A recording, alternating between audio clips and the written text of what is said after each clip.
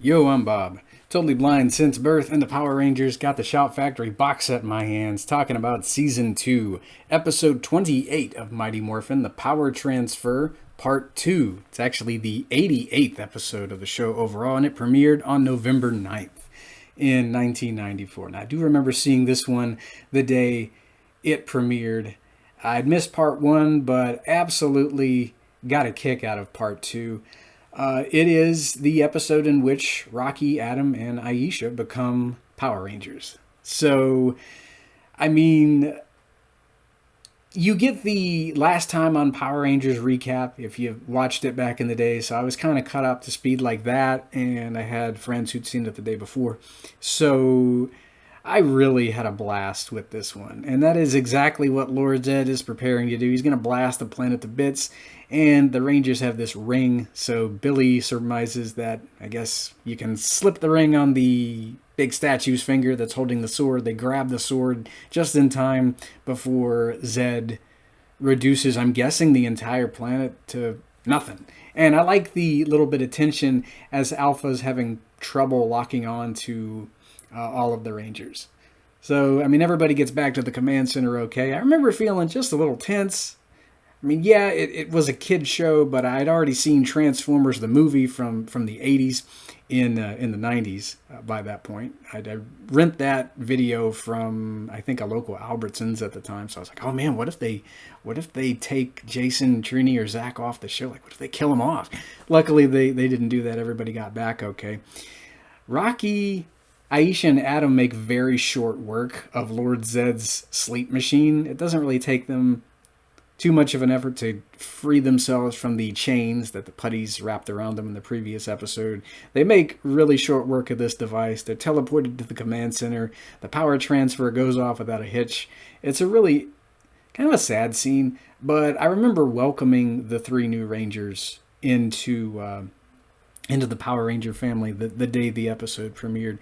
I had been watching the show for quite a few months, so I really would miss Jason, Trini, and Zach, but I was interested to see what the new Rangers were going to bring to the table, and I like the three new Rangers just as much as the three originals. They'd play a huge role in Power Rangers the movie that following summer.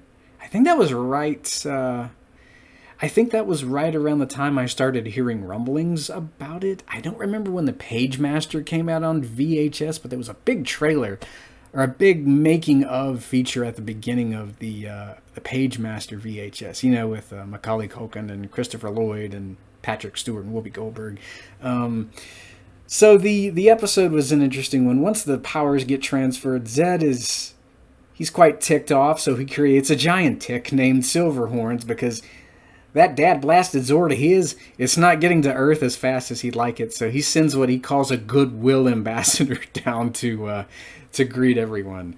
And Silverhorns can apparently suck the life out of anyone around him with his horns. We don't get to see that, of course, but he is able to fire massive energy blasts from his eye. I did own Power Rangers, the Fighting Edition, on Super Nintendo back in the day, and he was a character you could play as. I think that eye move was one of his signature moves. You could also summon these claws from the ground to grab at you. I love that character on the Fighting Edition.